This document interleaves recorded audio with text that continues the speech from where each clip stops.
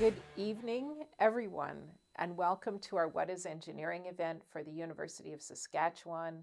We are thrilled to have you here joining us. I'm Suzanne Kresta. I'm the Dean of Engineering. I have also been involved in teaching our first-year students this year, so I'm thrilled to have the chance to tell you a little bit more about our college.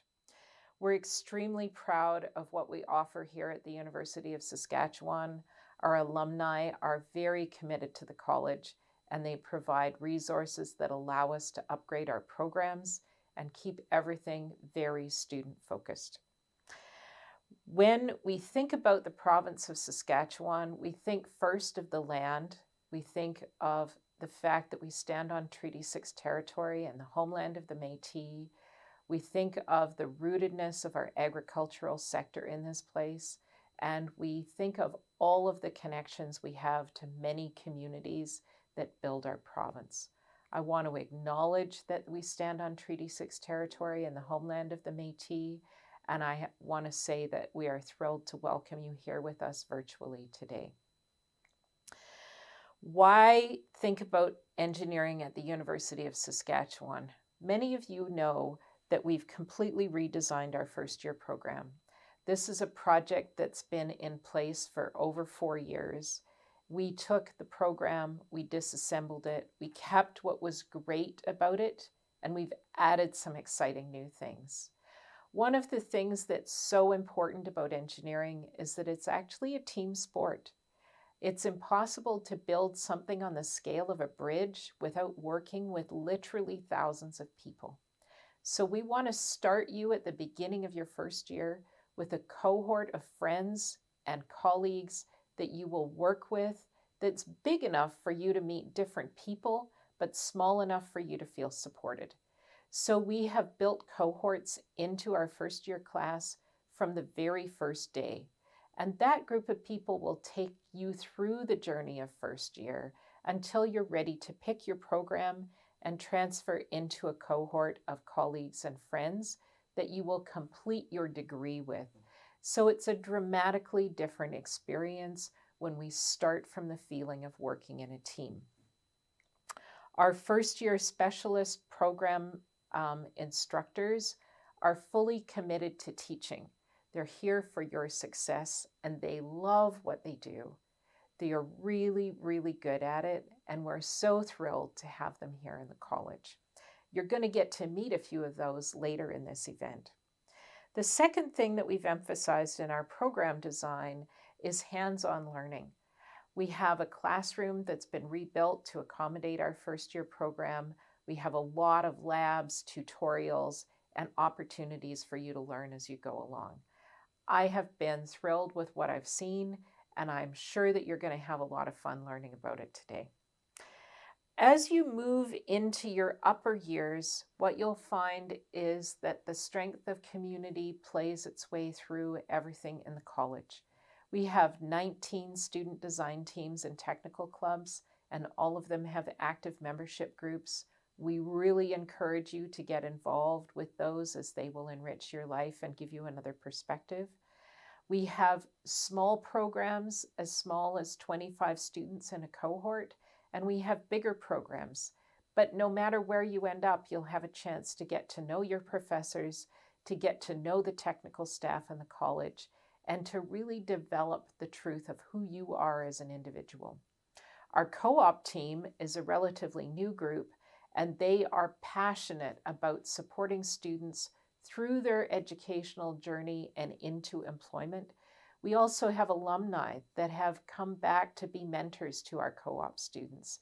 And so you not just see your employer and the co-op staff, but you have a chance to meet with an experienced engineer several times throughout the experience. So we're really excited about this, and our alumni are just thrilled to be back. I don't want to take up too much of your time today because I know that the virtual environment can be a bit tiring. We are excited and happy to have students back on campus this year. We've taken full advantage of all the opportunities to be on campus, and everything has gone extremely well. So we're really happy to be back together, and we really look forward to welcoming you here next year. Have a great time at the event.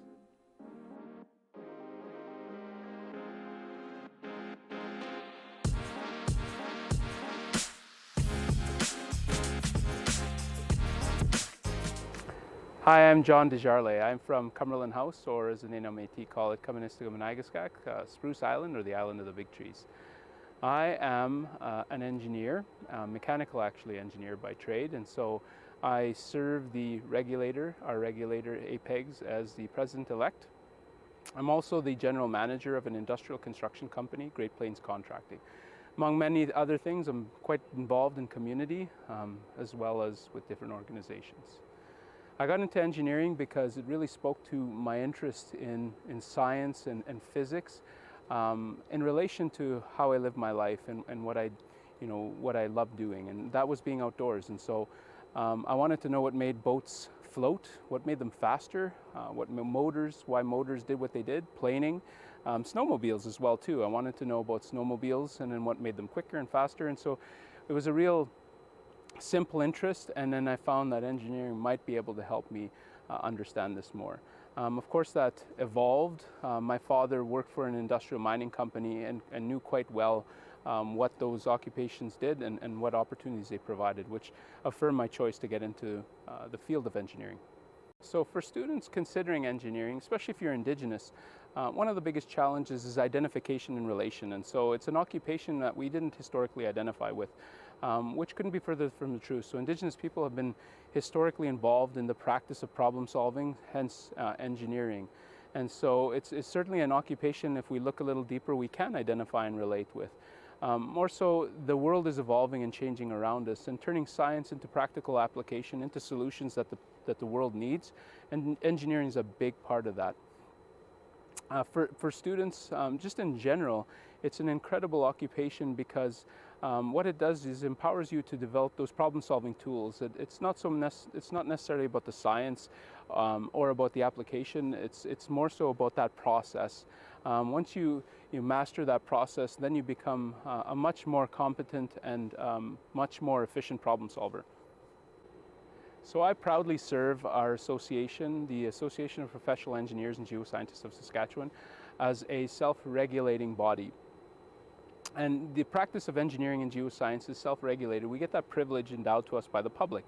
And so it's an incredible, important responsibility, but it's an important professions, because as a regulator, what we do is ensure that the members and registrants are competent. We ensure that they have the tools necessary, empower them so that they can continually improve their competency, as well as ensure that we're advancing the body of knowledge. And so regulating is actually quite fun, and so in a sense that it's not so much about policing, but it's about creating a greater societal impact, a greater environmental impact, lessening our environmental impact, and making sure that we're doing the best possible work for society. The professions themselves are incredibly exciting because we get to get involved from a practical perspective. So we get to take that science and turn it into real-world application and solution. And so regulators very much involved, and they're supporting our members to develop in that way, so that ensuring that we serve our communities in the best way possible. So engineering as a profession, it's incredibly important that it's regulated, and it's regulated because the application of engineering work is so important to society. And so if we don't do our work to our best possible capability and the best possible standards, it could have incredible implications in terms of public safety and environmental protection. So it's very important that we understand our responsibility in this way to people in public. Through the engineering process and through that engineering education, you get a deep, profound appreciation for things like safety factors, understanding and doing our due diligence and making sure that we understand and know our calculations are correct. Registration and licensure is incredibly important because there's a process in which we can take that education and we develop a professional practice around it, how that application works in the real world. And so the association serves there to guide our new registrants through that process, to ensure that we develop that level of competency and that we know our scope of practice, and we know our box in terms of how we practice and engage in engineering. Our box can always expand, but it's important through that process of being a professional engineer, we do know what that box is. So ethics are incredibly important with any profession, especially important for professions with such a huge public-facing importance with societies such as engineering and geoscience. So with engineering, ethics is not only important. We're all born with a sense of ethical responsibility, but ethics, understanding ethics and educating ourselves on ethics and ethical frameworks is incredibly important, because what it does is it develops a deeper sense of professionalism.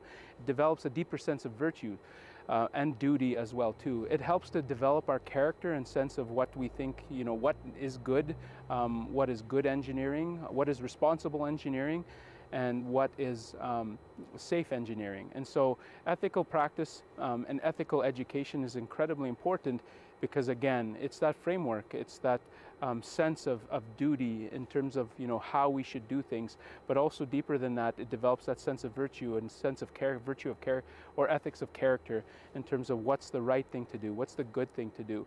And it centers us and provides us with a compass, a moral compass, in terms of our professional obligation, and how we serve the public in that way, and how we serve our profession in that way.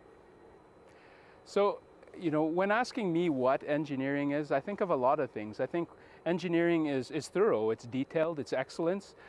Engineering is due diligence, engineering is competence. But engineering is also incredibly exciting. Engineering pushes the boundaries on technology and its application and innovation. Engineering is world-changing and world-creating. Engineering at its core, though, is problem solving, and it's bringing people together to come up with better solutions for society, for the betterment of society, and for the betterment of people. I'm John Desjarlais, and I'm a proud USask Engineering alum.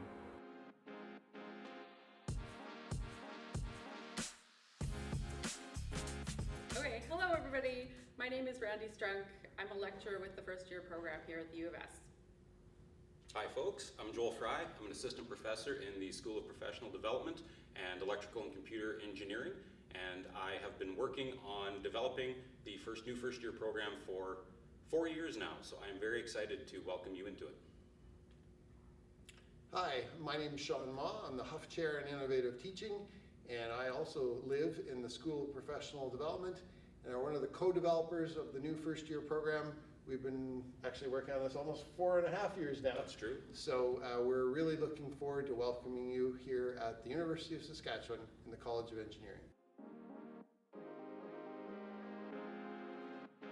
My favorite class to teach of first year engineering is drawing and sketching.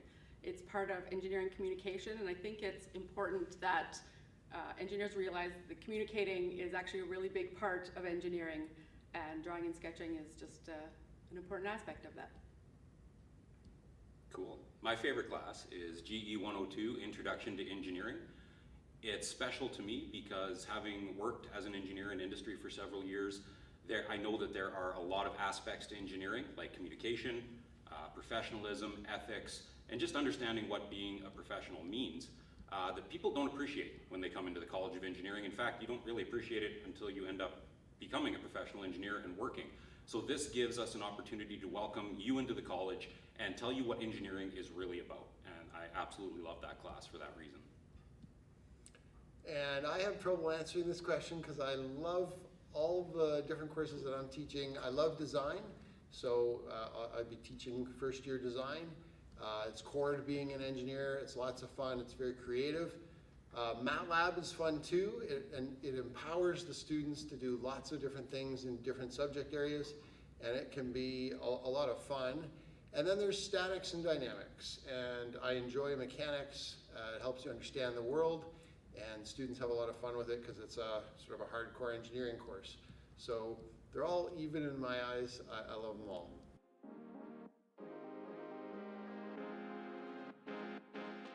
The re-engineered first year program was partly motivated by a desire to better integrate the curriculum. So instead of all these courses operating individually with no interactions, we are getting them to cooperate with each other. So for example, if we have programming early in the year, then we're going to use computer programming throughout the rest of the first year. And this is also going to enhance the employability of first year students in their first summer as they look for their first jobs. It's also important because we have better assessments. The assessments that we're using now in the new first year program are more fair and more valid than just memorizing something and seeing how well you can remember it from studying the night before. And traditionally in engineering, you learn the skills and the tools to change the world. And at the end of the program, we say, oh, make it better though. And in this new program, we are starting with that message by talking about the different pillars of sustainability and engineering for a socially sustainable world. And so we have elements of indigenization where we actually have an Indigenous cultural contextualization to frame engineering within the Indigenous communities in Canada. And we are really striving to make this college a much more diverse and inclusive place for all peoples to come and study.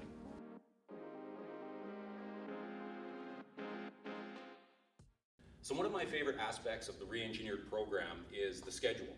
Rather than having labs in the evening and everyone has a chaotic schedule that they have to figure out for themselves, we've structured the program so that each day, Monday through Friday, is more like a high school schedule.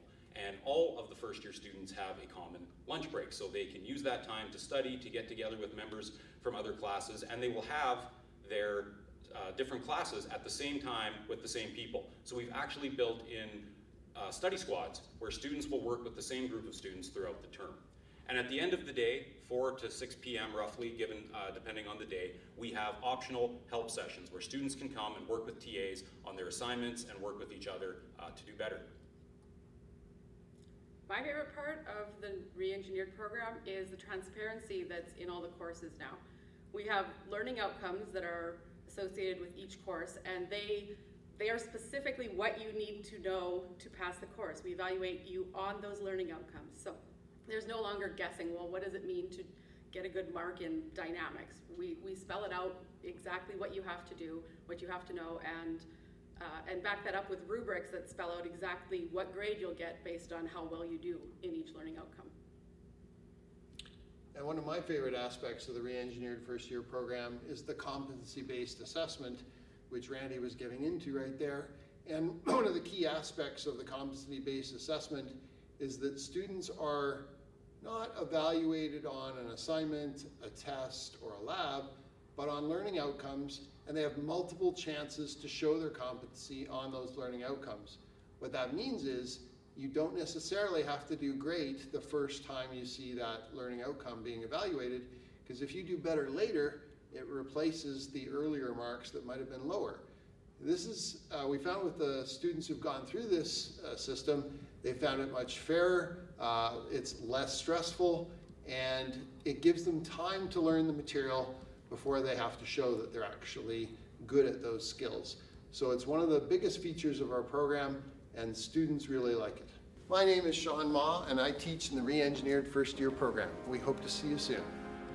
I'm Randy Strunk, and I also teach in the re-engineered first year program. Hope to see you soon. And I'm Joel Fry, and I teach in the re-engineered first year program. We hope to see you soon. So after hearing from your first year professors, you may be wondering, well, what does engineering at USask look like? And maybe you want to know a little bit more about the re-engineered first year program.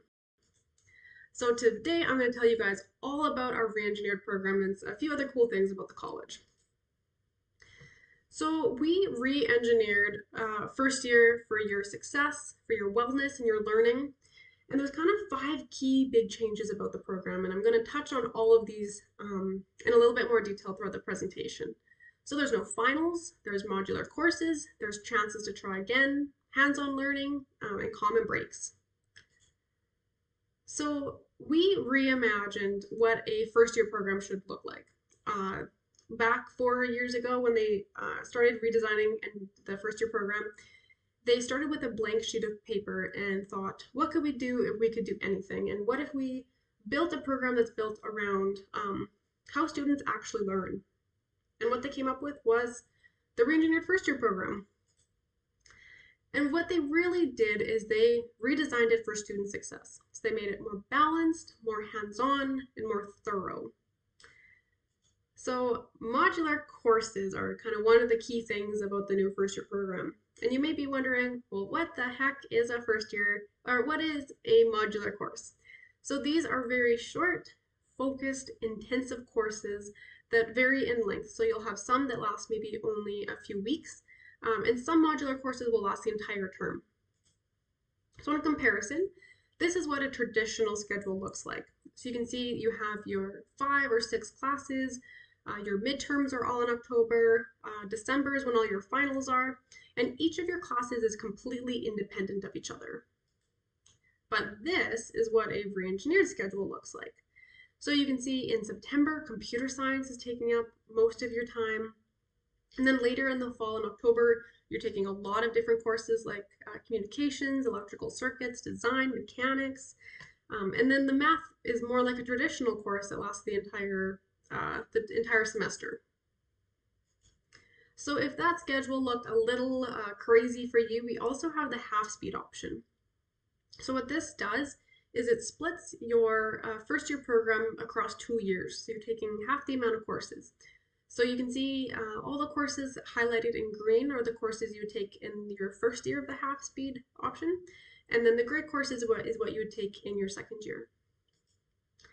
So another change with the program is just-in-time learning. So this is that all of your courses and content weaves together.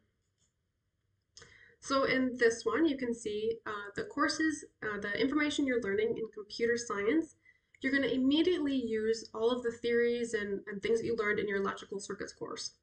And then at the same time, in your math course, those different formulas and theories you're learning, you'll use those immediately in electrical circuits. So this is really great, I think, especially for a math course, that sometimes the things you're learning seem kind of arbitrary, or how would you use this in the real world? Well, we're trying to show you how the different things you learn in your first year are relevant for you becoming an engineer. So there's also an entire team that is dedicated to first year. We're calling these the dream team. You got to meet some of three of the professors earlier in today's event. So this team is working to coordinate all of your assignments, coordinate your curriculum, have a balanced exam schedule, because as I'm sure you experience in high school, it sometimes feels like everything happens at once and it's all really crazy. You have all of your exams on the same day, and that isn't very fair, and it can make it quite challenging. So what they're trying to do is make sure that it's a bit more balanced and a little bit of a better laid out schedule. So with the schedule, we've also changed kind of how your courses, what your day is going to look like in a first year engineering. So you have common breaks, which makes time for friends or student clubs. You could join a club like this one. This is the USask Aero Design team, and they build and design and compete with an airplane that they build. You could join extracurricular, you could go to the gym, join a club. There's lots of different things you could do. So this is what your timetable is going to look like. So you can see that everyone starts at 8:30. There's a common lunch break. There's a tutorial at the end of the day. So it's structured a lot more kind of like a high school day. In the previous schedule, you'd have night labs. Every day would be a little bit different when you'd be starting. So this is just trying to make it a little bit more school life balance so that you kind of have a regular schedule. So there's also a brand new curriculum for first year engineering. And kind of the main goals with the new curriculum was trying to make it more relevant. So we're trying to show you that all the classes that you're learning your first year are very, very important for you becoming a professional engineer someday. So one of the things that students find quite challenging about engineering is the transition from high school into engineering. So some things that we've introduced to try to help you guys out is summer top-ups.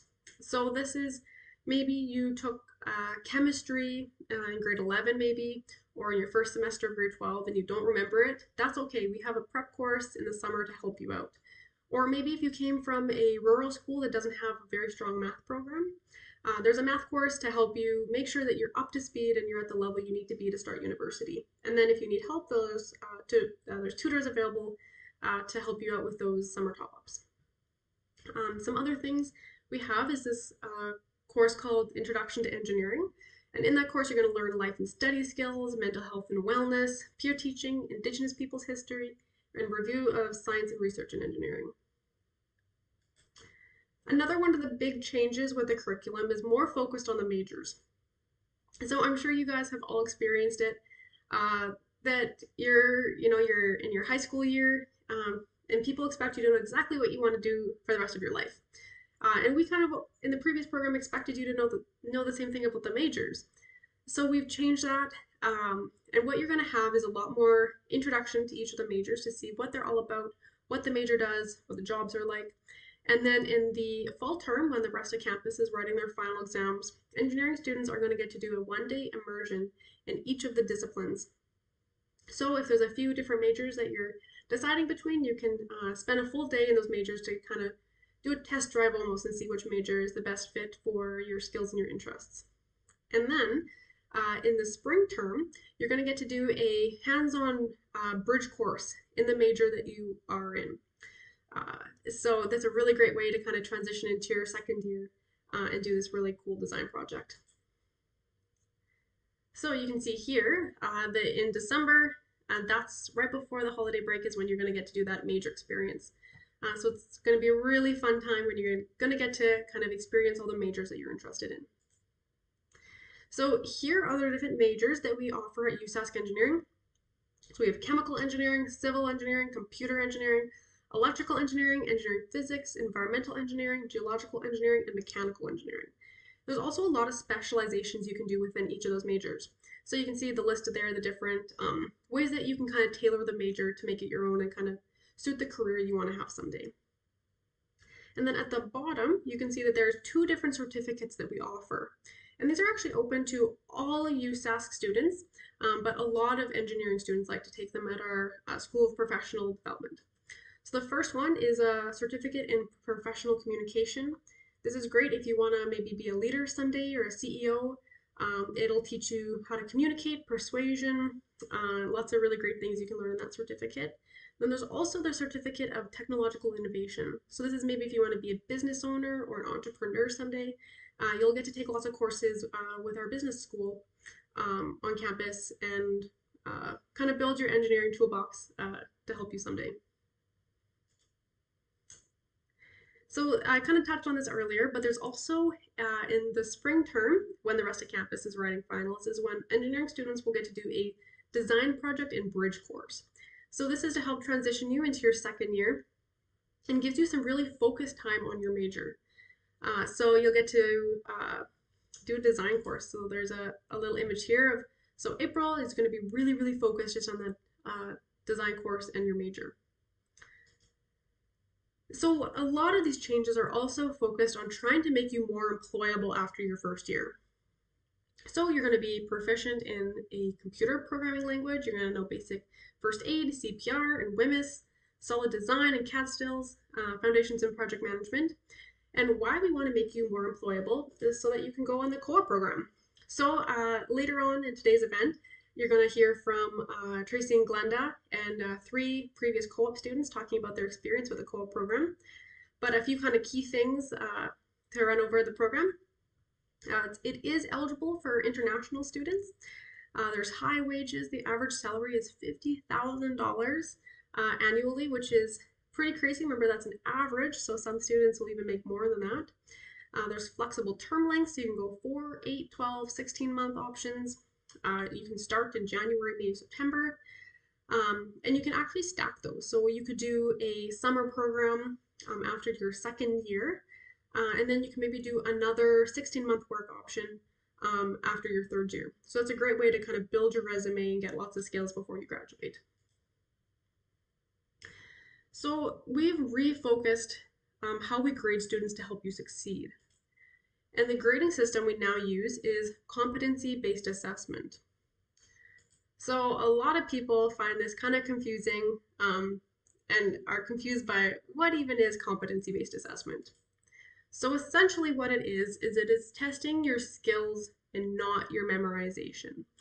And competency-based assessment is actually commonly used in medical programs because you definitely want a doctor who knows how to perform the surgery and didn't just cram and memorize it but has no clue how to actually do it. So that's why we're using it, because it's actually a much better way to test how much knowledge and skills you actually have.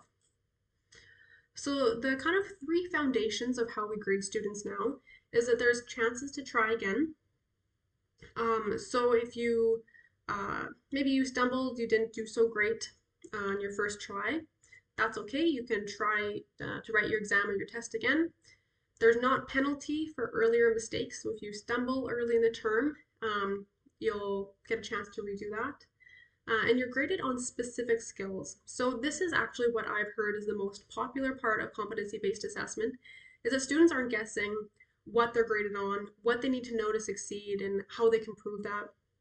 We've eliminated the guessing system, and we spell it out very clear and simply what you need to do to get the grades that you want. So some things that I've heard over the years is, is first year super easy now? Do students even need to study? Are students prepared for second year, and is this program accredited? So my answer is no, engineering is not super easy now. It is still a challenging program that's going to require a lot of hard work and determination. It's just different. So instead of kind of one try and you're done, you'll have a lot of tries. But having a lot more tests means, a lot more work too. Do I need to study? Yes, you definitely need to study. Because even though you have chances to redo your tests, you're still going to have other homework you're going to need to keep up on. So you can't just leave it all to the last moment. Are students prepared for second year? Yes. The program is not super easy. Students are definitely prepared for their second year, and that bridging course is really great. That it helps transition students into their discipline and into their second year. And is this program accredited? Yes, after you graduate, you can apply to APEGS to become a licensed professional engineer. So kind of the three kind of ways that we grade you is there are a few different categories of knowledge that we're looking for. So there's basic knowledge and concepts, and these you'll have unlimited opportunities to show that you understand the super easy basic stuff. But you must successfully complete all of these to pass. So you need to do really well in all the super basic stuff. The type B, which are basic skills, you'll have maybe 2, 3, 4, 5 tries to show that you have the basic skills, but you must achieve a 70% to pass this type of these type of questions. And then the type C is just typical grading. So these are where the high achievers can kind of differentiate themselves, that they have those advanced skills. And that's just traditional grading, so you get what you get. So the final thing with our new grading system is there are no final exams. This does not mean that you're not going to be tested throughout your engineering program. You're just going to have module tests instead. So instead of having all of your exams that are worth 50 or 60% of your course all at the same time, they're going to be staggered throughout the year, all of your modular exams. And the great thing about no finals is that while the rest of campus right before the holidays is all stressed and writing their exams, our students are going to be doing some cool hands-on experience courses instead. So we've rebalanced the program for student diversity. So some of the ways that we've done that is with the summer top-ups. So again, like maybe if you didn't have the great math program at your school, we're here to help you and make sure you're up to speed before you start engineering, and just refresh your skills over the summer. And some other ways that we've balanced for student diversity is we have the tutorials at the end of the day. So every day you can meet with a TA and study, get help with your homework.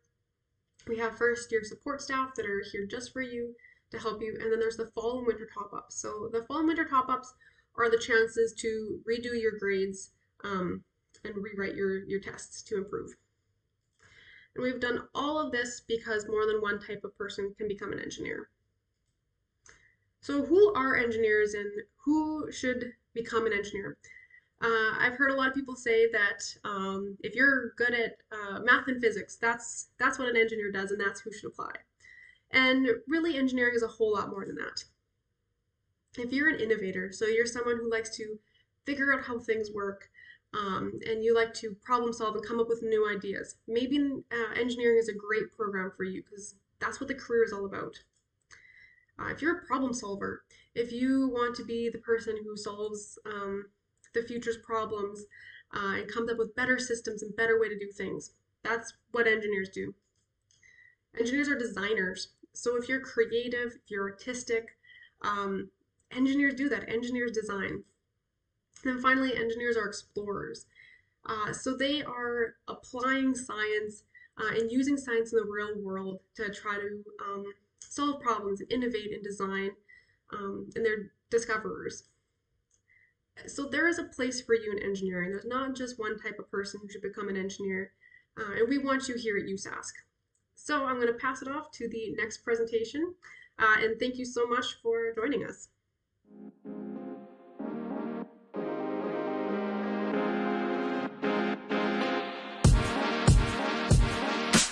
Hi everybody, I'm Simon, this is Sam and Emily, and we're gonna kind of show you around the engineering building here, which is over here. We are the SESS, the Saskatoon Engineering Student Society.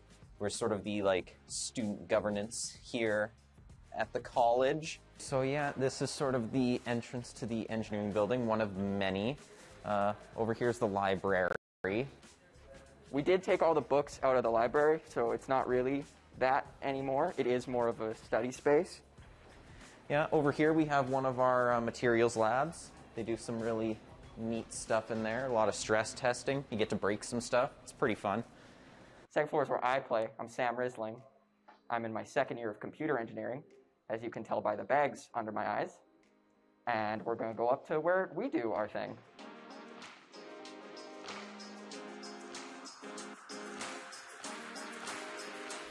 This is, you can peek on people in the library down here, Phantom of the Opera style. There's a skywalk to agriculture over there. That's good if you need to get coffee and for nothing else. These are a bunch of computer labs named after Greek letters, all in a row, alpha, beta, gamma, delta. If you're going into comp eng or electrical engineering, you'll be up here quite a bit, because this is where they gather. Also, the biomechanical lab there. There's cadavers in there. Oh, wait, really? Like arms and legs. Oh, cool. I don't know why you said like arms and legs, as if that was going to be less wild. Okay. This is my favorite part of the engineering building. This is a very small door. It has a room number. I don't know what it is or for or where it goes, but it's the best. This is what keeps me going. This is how I do it. Engineering. Is it unlocked? Okay, I'm just now noticing this is a second tiny door with the same designation. So now I do think they go to the same, I assume, magical. This one, also locked. So here's the thing. We've all seen National Treasure starring Nicolas Cage. Obviously. 2B002. It's not on the map. It just shows a bathroom. I assume. This is 2CO1 and 2CO2. These are big classrooms and computer labs that all disciplines have. I think we need to go down to this hallway Okay. for my favorite graduation photo. What? Oh, yeah. Oh, yeah. This is actually a robot, but it looks like a human with a very terrifying mask, and I spent 5 years believing it was a human. Oh, it's With a not? very terrifying Wait, mask. it's not actually, it's not a person? It's a robot. Because it looks like it has a soul, is the problem that I'm Yes. encountering. And it's also holding a knife or scissors, which makes it even more terrifying. This was 1982. We're partly responsible for Skynet. I was about to say this is pre-Terminator, I think. Probably not. When did Terminator come out? I don't know. It was... Down here is the Student Resources Center, so if you need help with, well, most things, actually, you can come down here. There's a little window up here and a bunch of people's offices. You can book appointments with advisors online. I feel like we're really doing a great job orienting people in this building. If we go over here, we have our SESS office. So if you got any questions about that sort of stuff, you can come here and usually find one of us. We also got a cool store. So over here we're sort of in our D wing now, which is our chemical engineering wing. My best chemical engineering thing I did would actually be right here when we got to take a tour of the pilot plant. It was pretty neat. It's pretty huge. Neat to see. What is it? Oh, they do a lot of stuff in there. So like right... Yeah, All sorts of stuff. all sorts of stuff. So yeah, anyways, what they were working on when I was taking a tour in there was they were working on taking waste products and turning them into biodiesels. which I thought was really neat and super cool. I think it was tar actually that they were using. Yeah, turning tar into biodiesel. So yeah, that was really neat. Down over here, we got some like more mechanical labs over here as well in these sort of. Do you think there's anybody in the Hardy lab? Oh, absolutely. Should we go in? Simon, All right. it's for the tour. It's for the tour, okay. I'll hold the door now. So yeah, we have the Hardy lab in here. This is sort of our like kind of big shop that we have. A lot of the design groups run out of here. Like over here, actually, we can see the Husky Formula race car.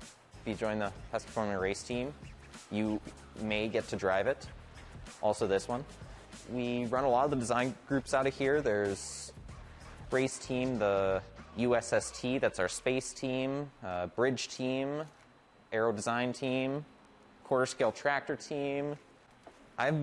The last time I was here was 2 years ago. I did not remember a whole No, lot. that's not fair, because I was never been here. I was forged in the fire of online school. Oh, we have a virtual reality lab in this room. It's super cool. I got to do it first year. It was pretty neat. And we also got a nice secluded study area here. They sort of have these just sort of scattered all over the building and kind of everywhere. I believe down here we have the co-op center, right? Yeah. Over here, I think, is the engineering co-op internship program. That's a really good thing I would look into.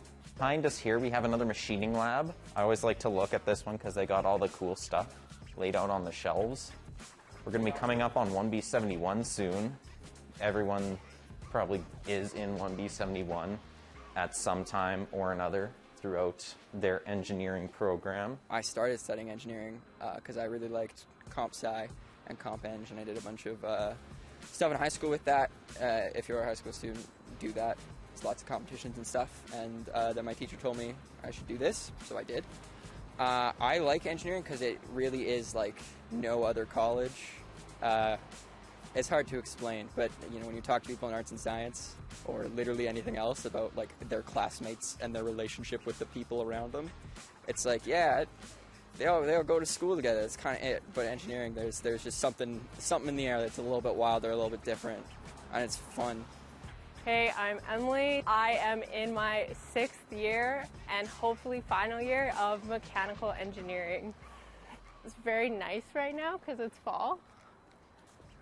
Agriculture beside us. Agriculture is where you get coffee. Yes.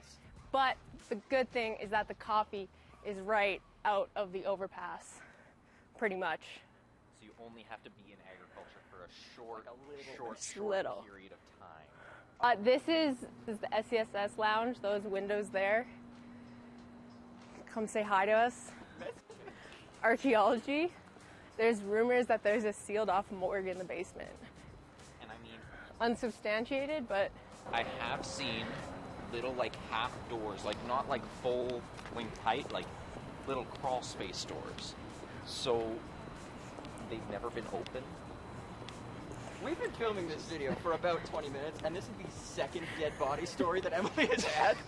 what was the first? Oh, okay. The cadaver. That's a biomechanical. They test knees.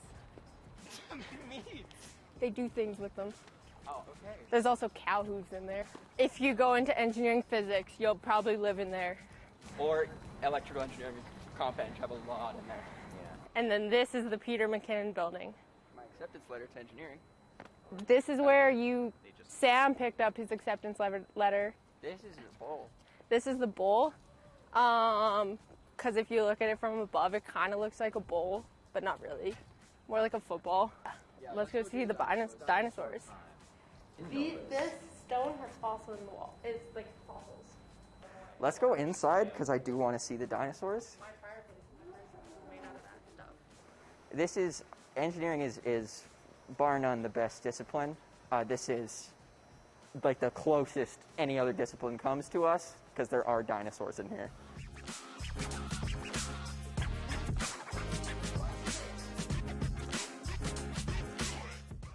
This is a science library, so if you need like, where you have to be quiet and you can't eat. yeah, so really keep it tight in there. I'm not allowed. I don't go in.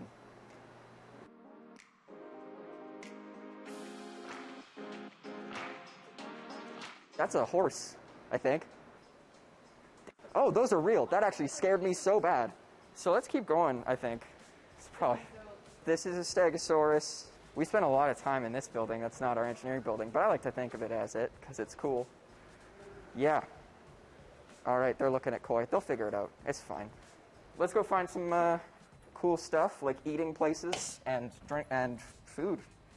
I did this morning, not a joke, send a emergency message into our Slack for the Student Society, pleading for an iced coffee, and I received one. That's just the kind of spirit you'll see around engineering. Let's go inside. So just up there is the culinary center. You can get some food. It's super good, actually. Mashed potatoes are probably still the best mashed potatoes I've ever had. Mashed potatoes are pretty legendary. That's our bookstore. You can buy your textbooks and pick up your stuff in there. Or like pens when you forget them. Sam has to run there like all This is not, yeah, I have been there a few times because I did forget a pen or a ruler, but that's okay. And then this is a Tim Hortons. If you do want a breakfast sandwich, Egg Cafe's got them in the morning.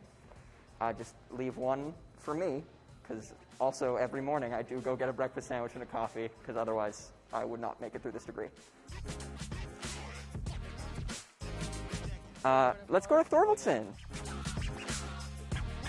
The Thorvaldsen building. It looks kind of like a castle, and it's super cool. It's where a lot of the chemistry classes and labs are. They got some really neat stuff. They got like the Sphinx edition that's like kind of around the backside. Really nice chemistry labs.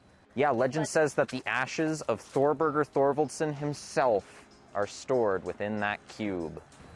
Some say it might just be his dog. I don't know where that came from. just to add to the counter of dead body stories. E-plant used to take place. They even have like a commemorative plaque. That's kind of accurate, except what actually happened is we kidnapped an agriculture student, put him on top of here, guarded him, while the other eggs tried to save them. Yeah. So, We're working on some new traditions. Yeah, it was sort of an outdated tradition, you know. so yeah, congregated on this spot to celebrate their college pride. I guess that can be. That can be a way to interpret it. There we go. Yeah, we got another skywalk here. So if you take your routes right, you can make it all the way from Place Riel to the engineering building without stepping foot outside. So yeah, I'd park over there, and because I usually park at the PAC for midterms and stuff, because it's nice and close, nice and easy to get out of. But there was Husky women's basketball finals that night. Hey, how would you describe the parking lot? It was full. So it was full. Our complex was full. What would you say it was? It was packed. Oh man, that took me forever. Anyway. We're university educated. Yeah, so I had to park over there and sprint like across campus, and I just made it in time for this midterm. And oh boy, that was a time. My favorite part about studying at USask, being in engineering, is just, it's a super cool place. Like, you get to work on so many cool things. Like, there's design teams and design classes that you can go to. Was a part of the aero team for a few years, and I got to design a remote control plane and take it down to Texas and fly it, which was pretty cool. And with student government, I've got to travel all over Canada and meet a lot of cool people. Our building and campus and some of our us as a student society. If you want to know anything else, the Engineering Student Center has emails on the website, and so do we. If you want to talk to not professionals and would rather talk to the goobers, that's acceptable. But engineering is a really, really cool place, and you should come because we want you to be here. It's awesome.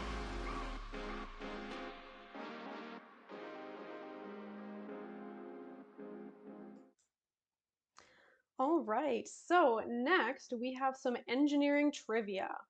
So just so you guys know, there is a little bit of a delay between what you're going to be seeing on your phones and what's going to be on my screen here. So what you can do is just either scan the QR code, it says join the game, Or if you have a browser, you can just type in ahaslides.com/whatisengineering2. All right, so I'll just wait for everyone to join the game, and you can join it any time throughout the presentation.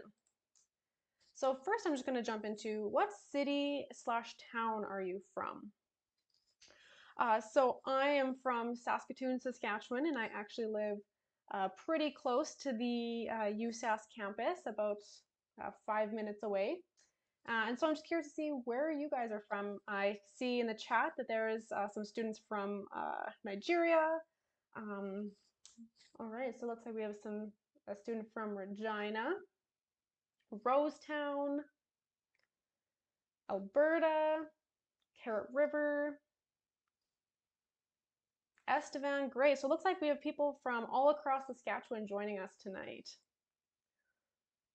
All right, well, I'm going to jump into the next question here. All right, so what major of engineering are you most interested in? So the 8 different majors that we have mechanical engineering, geological engineering, civil engineering, environmental engineering, chemical, electrical, computer, and engineering physics. Wow, well, this is pretty interesting. Normally, mechanical engineering is by far our most popular major, but it's great to see that computer engineering seems like another really popular program. All right, moving on to the next question. What word do you associate with engineering? So like we said in the earlier presentation, a lot of people associate math and physics, but there's a lot of other kind of qualities that an engineer has. Fun, aerospace engineering. For whoever wrote aerospace engineering, you should definitely get involved with the USask space design team or the USask aero design team. All right, lots of different words. So building, intelligent, innovative, problem solving, fun, DNA. Great, so it looks like lots of different words that you guys associate with engineering. All right, so now, since this is a virtual event, it's a little bit harder to know who my audience is and know who we're talking to. So I'm curious to see, have you guys applied to USask Engineering? Are you considering applying? Are you just here to kind of see what engineering is all about? Are you planning on applying, or are you a parent slash supporter or educator? All right, so it looks like a lot of you here joining us on YouTube have applied to USask Engineering. And it looks like the second most popular is students who are just kind of seeing if engineering is what they want to study. So I hope today we're able to give you a really solid glimpse into what engineering is all about and what our college is all about. All right, it looks like a few people are going to apply soon. Quite a few of you are considering applying, and some parents. All right, so I'm also curious to see, are you guys in grade 10, 11, 12? Have you graduated high school? Are you a post-secondary student? All right, so it looks like a lot of grade 12 students are with us today.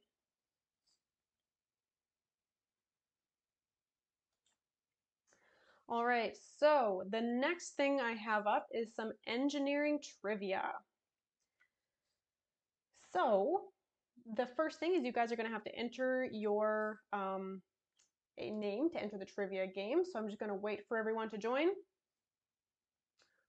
All right, looks like we have a really big group of students. So the faster you answer the questions equals the better points you get. All right, so it looks like we have about 50 people. So I'm going to start the quiz.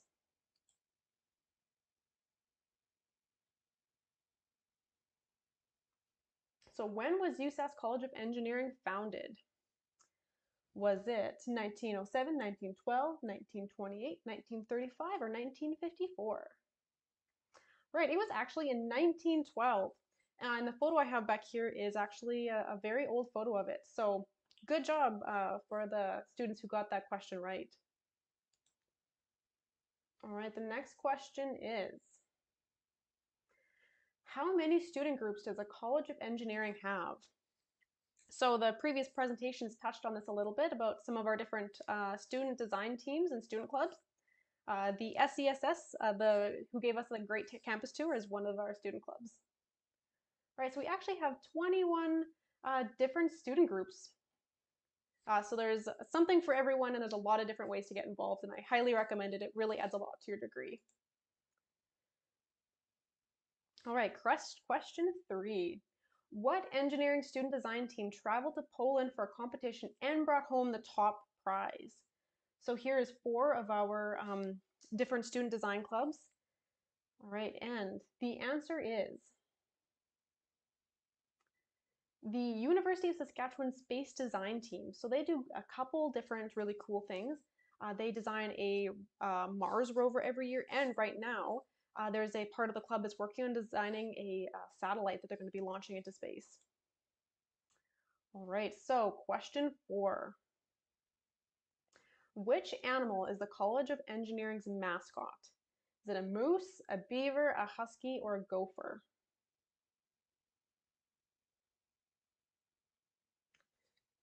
And the correct answer is it's a beaver. I almost said husky, but that is the University of Saskatchewan's mascot is a husky, and engineering's is a beaver. All right, and let's take a look at the leaderboard. So it looks like Allison is in the lead, followed by Cami, Andrew, Francis, and Brandon. Great job, everyone. All right, question number 5. True or false? According to a recent study done by Statistics Canada, the top earners among bachelor degree graduates come from engineering degrees.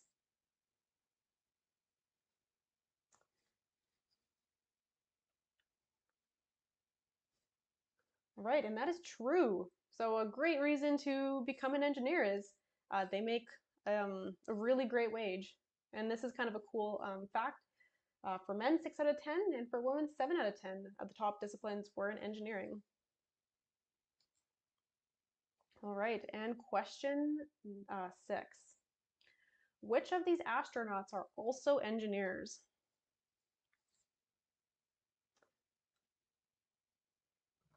So there's Chris Hadfield, Buzz Aldrin, and Neil Armstrong. All right, and actually all of these are engineers. So great job to everyone who guessed those right.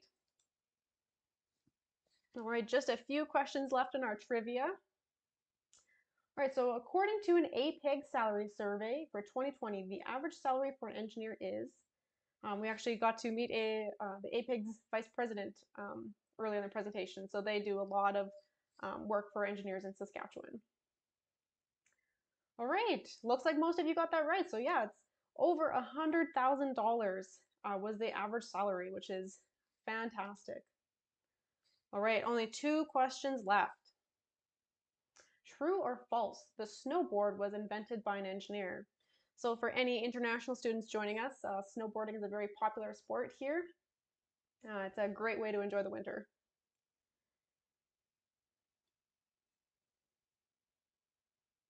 All right, and that is true. So with some engineering twists and turns along the way, the snowboard has become a marvel of geometry, chemistry, and biomechanics. Since the snowboard allows deft turns, ski manufacturers have quickly adopted some of the snowboard innovations, enabling skiers to turn with less effort. All right, and the final question before we move on to learning about the co-op internship. Who is considered the first engineer? All right, so Leonardo da Vinci, Imhotep, Alexander Graham Bell, Nikola Tesla.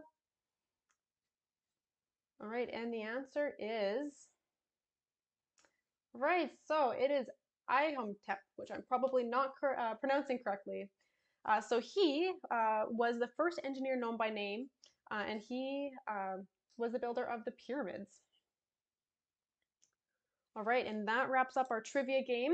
And it looks like the winner of today's game is Andrew. So congratulations, Andrew, on being the winner of our trivia game.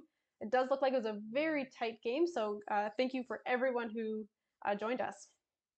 So next on our agenda is you guys are going to get to learn about the co-op internship program.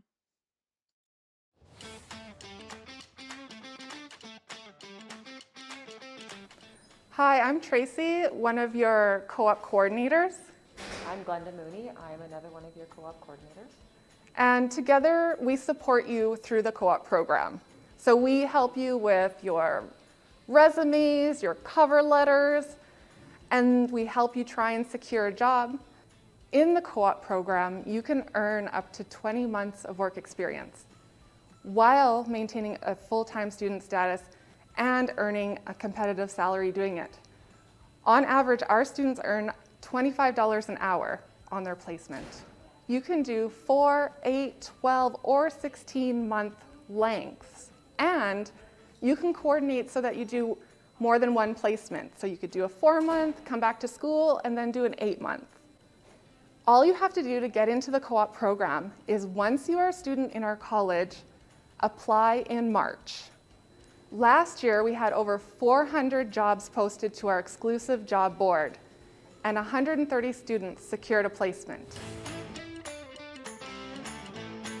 Hi, I'm Marina. Hi, my name is Jonah. Hi there, my name is Kritika. And I'm a third-year chemical engineering student. I am a fourth-year civil engineering student. I'm a fourth-year chemical engineering student here at USask. So starting October, I actually started applying to various jobs, and one of the positions that was open was at the Colliers Project Leaders as a project manager.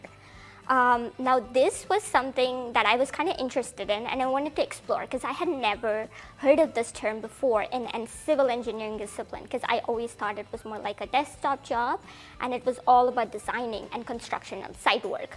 But project management was something I had never come across. But then I applied to this company, and it was the Colliers Project Leaders, which is an international company, so it has branches all across the world, and it has a lot of business units throughout Canada. And I worked with that company for 8 months as a project management co-op student, where I worked on various projects across Saskatchewan.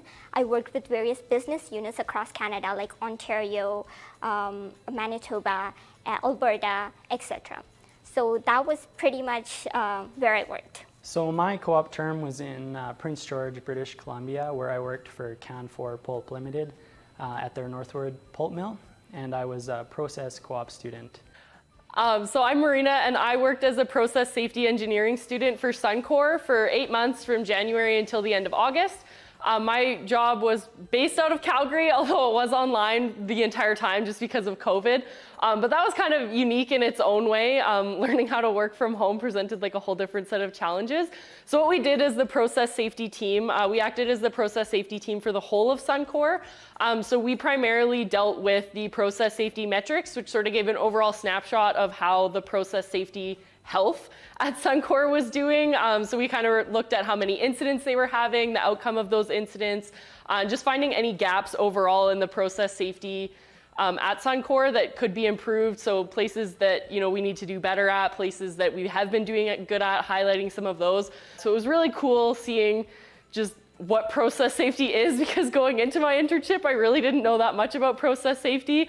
I'd kind of briefly touched on it in classes, but didn't know just how deep process safety actually went in industry. So it was a really cool experience that I was really thankful to have.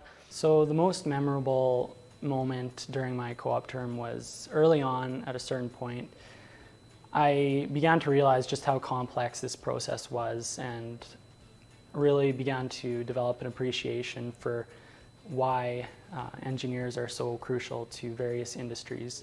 I promise these were some of the best moments of my life, because it was a fun, loving environment. We had a lot of motivational talks, and we had a lot of fun events where we would hang out, go for lunches in park, having COVID restrictions in mind. We would even do virtual fun events where we would play games, and I even got to connect with a lot of people and learn a lot of stuff and gain a lot of advices from them. But one of the things that I really liked about the Colliers was their buddy program, where they would pair you up with one of the individuals of your team, and that individual will stay with you and will constantly mentor you and tutor you at different things, like tutor every single new hire. So that I felt was one of the best memories, because I had my mentor, her name was Homa Gomi, and she was one of the best persons I have ever met in my entire life. So she mentored me the entire 8 months. She tutored me, and we would not only talk about like work stuff, but we would also talk about life. So basically, she would ask me about my hobbies. We would talk about how our day went, who we have in our family, and everything. So I feel like that was that was the best memory I had in my work placement. My most memorable memory from Suncor was actually being a part of the Suncor student community. The first 4 months I was sort of just like a general group member, and then my last 4 months that I was there, I stepped up as an event co-lead for the Suncor student community, which was really fun because there was a group of 4 or 5 of us that actually became really, really close, even though we were all working online. It was nice to like make some friends that you could just like have a Teams chat with, eat your lunch with, like in your own homes kind of thing. And they are also a really ambitious group of individuals. So that was like really fun, was just meeting all the different students from a bunch of different, not only disciplines of engineering, but different like academic like programs entirely. Like most of our group was accounting students, finance students, engineering students. There's a few like marketing students that were in there. So it was really cool just meeting all the different people from across Canada, because we could all meet online. So that was probably my most memorable experience, was getting to meet a whole bunch of people through the co-op program. It was really fun.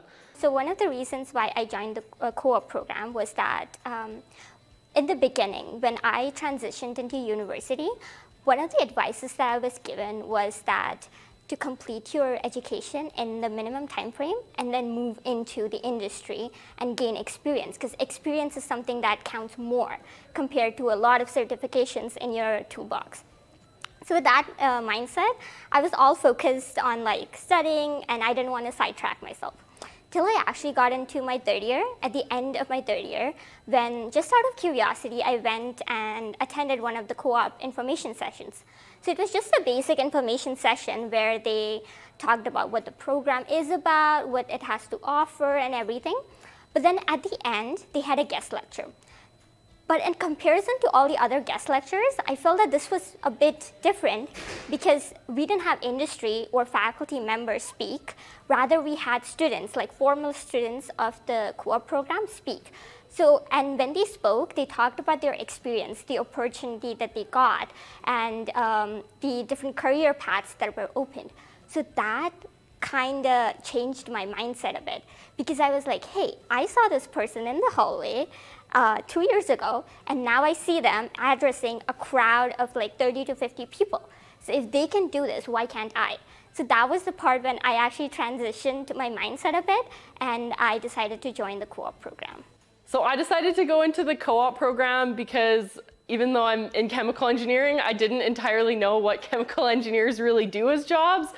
So I thought that the co-op program would be a nice way to sort of like test drive a job per se, and just see what's out there in the industry and have like a shorter time period before I have to actually commit to like a full-time job for, you know, potentially years in the future as like a graduate student. So I just really wanted a chance to see what's out there and make a little bit of money and give me a little bit of a break from my classes, to be honest. So the co-op program helped me personally and definitely academically. There's a component of the co-op program where the college pairs you with a mentor. It can be things such as just helping you to how to develop engineering attributes, such as like project management and team effectiveness. And also the mentorship aspect of it really is great, because you can go to them not with just technical questions, but personal questions, and resolve something in the workplace that isn't quite ideal. You have someone to draw wisdom from. So I would say the co-op program has helped me a ton, like in all aspects of my life, personally, academically, career-wise. I would say specifically career-wise, it's helped me a ton. Because going into engineering, I didn't really have a clear idea of what I wanted to do. I still don't have a really clear idea of what I wanted to do, but going into my internship, I really didn't know a whole lot about process safety. I kind of touched on it in classes a little bit, but I didn't realize how big of an industry it really is and how important it is in like a whole company like Suncor. So it was really cool to kind of get that exposure to something that I hadn't really seen in classes. And also, like, engineering, your classes are so different from what you actually do as a job, as a career, that it was really cool to kind of see what a career is actually like. Whether you love your co-op like I did, I love process safety. Now I'm like, looking for process safety jobs as a graduate. Or even if, your co-op maybe doesn't work out for you and you realize, I never want to look at this again. At least you're only there for 8 to 16 months. You don't have to look for a job in that sort of field after you've done graduating. So it was really nice to kind of test out different jobs and sort of get a feel for what you like and don't like in industry before you graduate. And then personally, I would say it built my confidence a lot because now I'm graduating with some work experience, which is really nice to have on a resume. As well, it just sort of made me get outside of my comfort zone. I'm usually fairly talkative with people that I know, but with people that I don't know or in a room with a bunch of really experienced engineers, I feel like I can get a little bit introverted and shy. So it definitely helped me realize that, hey, stuff, you deserve to be here, go you, and just have a really good experience with the co-op because you learn so much and everybody's so willing to help you that it was really great. And I can bang out an email to somebody that I've never met before like nobody else now. So that was also really helpful. It just sort of makes you, I don't know, in a good way, care a lot less about what other people think because you know that you're all working together towards the same goal. So it's been really good. For students who are considering engineering but not exactly sure what engineering is or even what the degree is like, I would say that that's totally okay and that shouldn't keep you from trying it. I think that many engineering students who are working through their degree right now are still not totally certain what the job is going to be like, and that's part of the reason for co-ops. But I would say what I've seen from my peers and what having the experience of working with engineers in industry and observing them, there's maybe some certain qualities or traits that are important to be successful as an engineer. And so I would say I would ask you are you curious to understand how systems work? Do you question and are you curious? That's a pretty important quality to have. I would also say, does it excite you to think of being involved in solving real-world problems or improving real-world systems? Because you're going to have a lot of opportunity to do that as an engineer. And finally, I would just say I've heard from various teachers and other engineers that it's important to be resilient and it's important to even sometimes be stubborn as an engineer. And so are you willing to be resilient? Are you willing to be stubborn? And if so, then there's no reason you can't be an engineer. So to any students out there that are considering engineering, or maybe you were I was in high school and are oh my gosh, I'm never doing engineering, I hate math and physics. It's really a lot more than math and physics. Unfortunately, you do have to get through some of it in first year.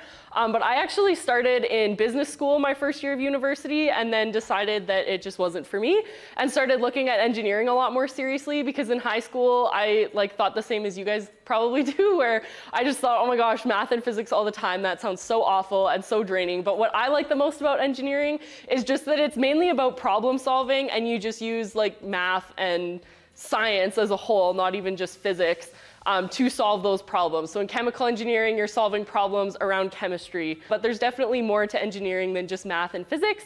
It's more about problem solving, and if you're like me and love a good puzzle, it's a really great fit for you. So I would just really recommend, keep your options open. I know when you're choosing a program for college, it seems like it's life or death almost. You can always switch it up. Don't be afraid to, explore what you want to explore. These are the years of your life where you're trying to figure out what you want to do. But engineering is definitely more than math and physics. But again, if you find out in first year that it isn't for you, it's no big deal. There's lots to explore here at the U of S.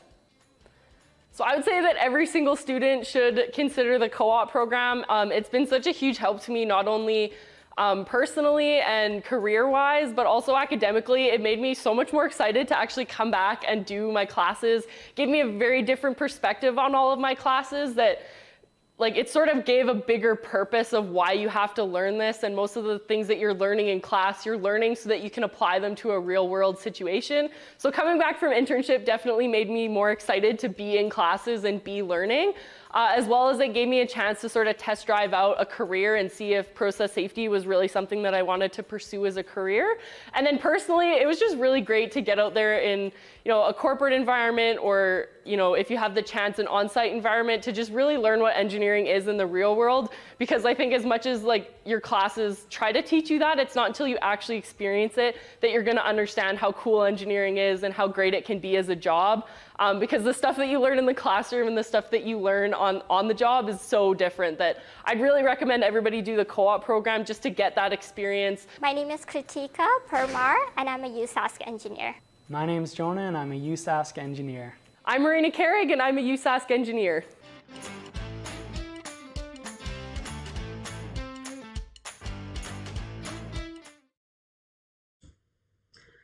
All right, the last portion of today's event, I'm going to run over how to apply to USask Engineering, some scholarships you should definitely apply for, and all of the admission requirements and deadlines you need to keep in mind. So remember, throughout this presentation, there's a team of people in the comments that are ready to answer your questions. So make sure to just pop your questions in the comment box, and we will be happy to get back to you. So how do you apply to the University of Saskatchewan? So the U of S is located on Treaty 6 territory and homeland of the Métis. We pay our respects to the First Nations and Métis ancestors of this place and reaffirm our relationship to one another. So if you're ready to become a USask student, where do you start? So first of all, you're going to want to find a program, learn the requirements and deadlines, apply online for admissions.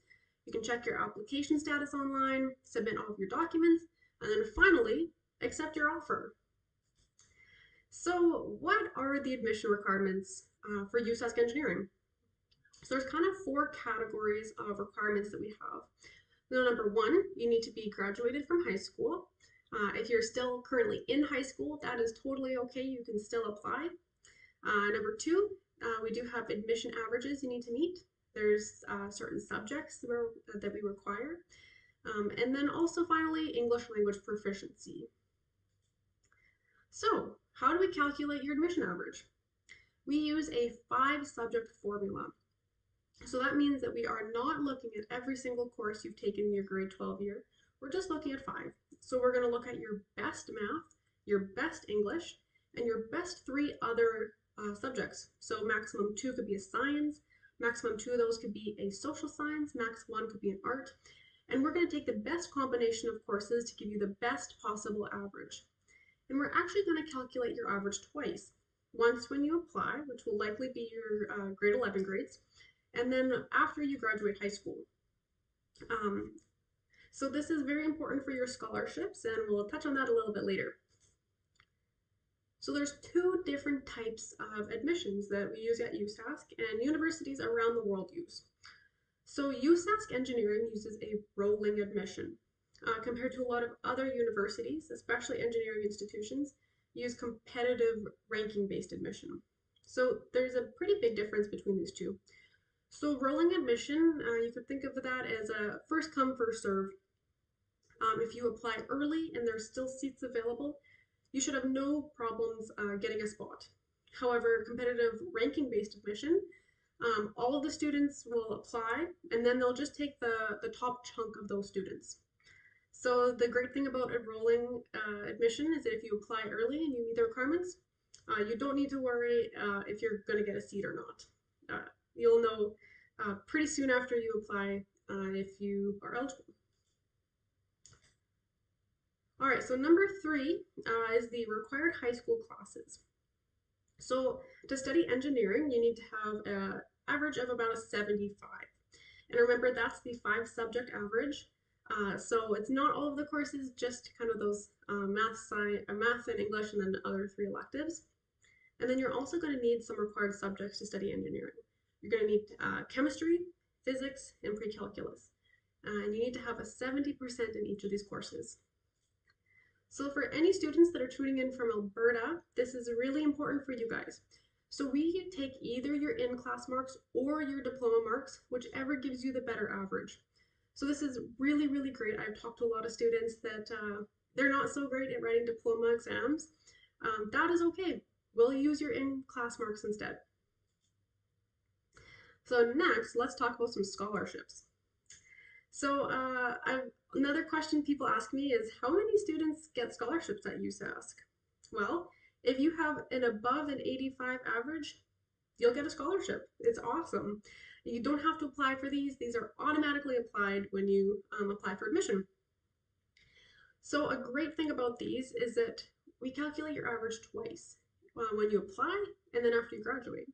So this means that maybe you did awesome in grade 11, but grade 12 was a bit more tricky for you. That's okay. We'll take the best average for these scholarships. So if you got a 85 average in grade 11 and maybe an 80 average in grade 12, that's fine. You'll still get your $500 scholarship. Another thing to kind of keep in mind with these guaranteed entrance scholarships is kind of the threshold for each of the dollar amounts. So maybe if right now you're sitting at a 92.9% average, if you can bump that up by 0.1%, you'll get an extra $1,000. So as you're working through your grade 12 year or your grade 11 year, you can keep these averages in mind. So the next category of scholarships that you'll want to keep in mind is our Best and Brightest Entrance Awards. So these are our highest value scholarships, and these are for high achieving students that do really great in their classes. So if you're doing awesome in your classes and you have a great average, make sure to apply by December 1st to be eligible for these scholarships. You could get up to $40,000. And then make sure to submit all of your supporting documents by December 15th. The next category of awards is our competitive entrance scholarships. And these have a really, really broad range of criteria. Some of them are community involvement, some of them are financial need, volunteer work, some of them are even just based for a student who is living outside of Regina or a student living in a rural setting. There's so many different scholarships, and actually not even all of them get taken if no one applies for them. So make sure to apply for admissions by February 15th and apply for the award by March 1st. And guys, these are so easy to apply for. Some of them require some documents, but a lot of them you just select, yes, I want to apply. It's just a check mark box. So easy, so make sure to apply for those. We also have a whole bunch of awards that are just for Indigenous students. So if you're an Indigenous student, make sure to apply for these. You could get up to $40,000. We also have awards that are just for international students. So if you're an international student, make sure to apply by February 15th to be eligible for all of these awards. So next, some important dates to keep in mind.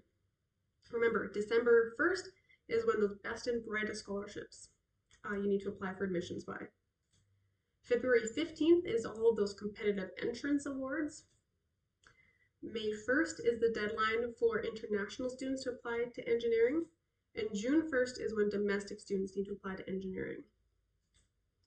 So if you're ready to apply, you can do it online at apply.usask.ca. And I'm just going to quickly walk you through what the online application looks like and how you do it. So when you go to apply.usask.ca, you're going to be prompted to create an account. You'll just fill in some really basic information like your name, your birthday, your email address. So then you'll have to check your email and confirm, and then you can log in. So the first thing you're going to be asked is, what do you want to apply for? So you're going to select undergraduate programs. And then you're going to select again that you want an undergraduate program, and you'll want to select fall 2022 fall term. All right, and then you'll be asked a bunch of information here, and it's really, really easy to fill out all this information. As you go through the different categories, make sure to hit save and continue. So this is maybe if you want to finish it another day, you can come back to it. So after you fill out all of your applicant information, your biographical information, that's just, your address, where you live, things like that, you'll have to select English language proficiency. So this sometimes confuses a lot of students who are maybe from Saskatoon and English is the only language they speak. They'll ask, do I need to do an English test? Absolutely not. If you've completed your high school studies in English, that clears your English language proficiency, and that's all we need to know. All right, and next, you're going to select, fill out some information about your academic history. So you're going to select if you've ever applied to USask before, if you've ever studied maybe at another institution. And then we're also going to want to see your high school. So you can find your high school here in the top, and then you'll be able to fill out some information. So like when you started studying at that high school, when you graduated, or when you will graduate. And then you'll just continue after you filled out all of your academic history. So next, you're going to tell us a little bit about what program you want to study. So you'll do undergraduate engineering. If you're a high school student, you'll select that here. And then when you want to apply for. So again, that'd be fall 2022. So at the top, this is pretty important. It'll ask you the location. So USask actually has quite a few different campuses you can study at. So for our re-engineered program, you have two options. You can study here in Saskatoon at our main campus, or you can also study at St. Peter's College. So this is an affiliated college that we have. It's about an hour and a half away from Saskatoon. And this is really great if maybe you want a much smaller class size, more time with your professors. It's another option you can study at. Another thing that kind of confuses people, it'll ask you additional program information in your second program choice. So this is, let's say there's no seats left in engineering, or maybe you didn't meet our admission requirements.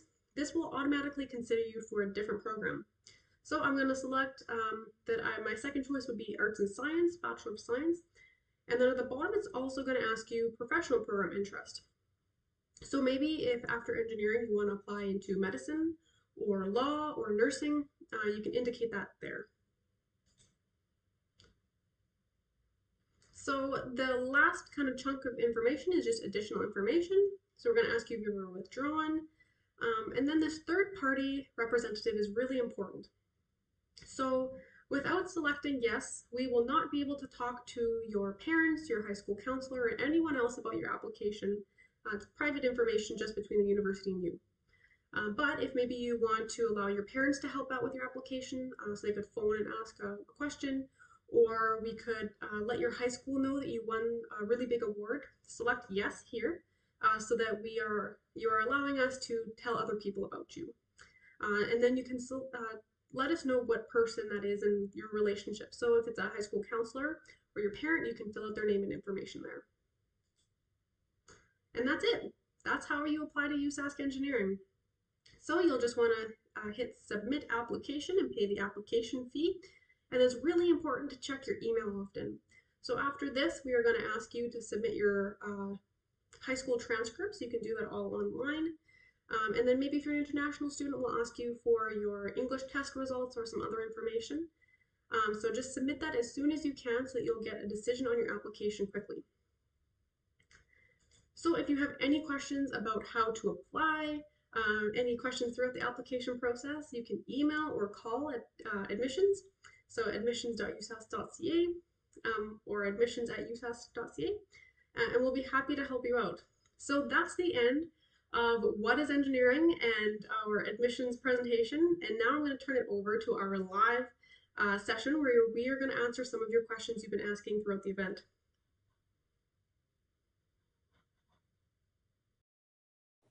Hello, everyone. We are absolutely delighted to be going with the live question and answer period. Just before we begin and do some introductions here, if you do have any questions, we've got a few written down that have come in today throughout our live event.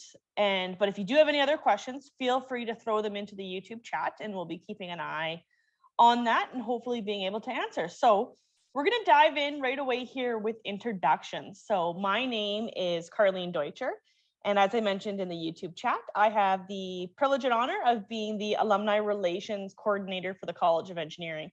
So not only do I get to work with students while you guys are here in the college, but I also get to keep in touch with you as you go on, and adventures take you all around the world as professional engineers. So joining me today, I have two of our academic advisors, and then we'll probably see a few more faces hop on for the Q&A throughout the evening. So I'm going to pass it off. Sarah, why don't you introduce yourself first? Sure. Thank you for that, Carlene. So as Carlene mentioned, my name is Sarah Bechter, and I'm one of 3 academic advisors in our college. It's wonderful to be here this evening and just to have this opportunity to meet with you all. I know it's virtual, but just a warm welcome to our students and parents and any guidance counselors or teachers who are joining us this evening here in Saskatoon and around the country and around the world.